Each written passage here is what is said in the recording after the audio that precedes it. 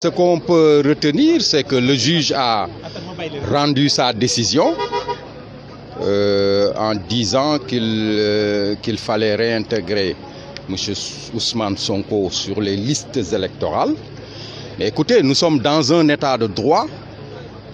Il a rendu sa décision que nous ne partageons pas parce que vous savez que cette décision a été rendue dans des conditions scandaleuses. Parce que depuis ce matin, il est question de la récusation de ce juge-là. Donc nous étions animés d'une suspicion légitime dans la mesure où il a été constaté que ce juge-là avait un frère qui était, n'est-ce pas, adjoint au maire au niveau de la mairie de Ziguinchor. Alors, donc, voilà un juge qui n'était pas en situation d'être impartial.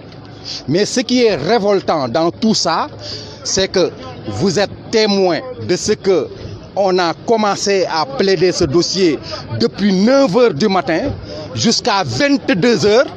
Et ce juge s'est permis de rendre une décision en 5 minutes. En 5 minutes.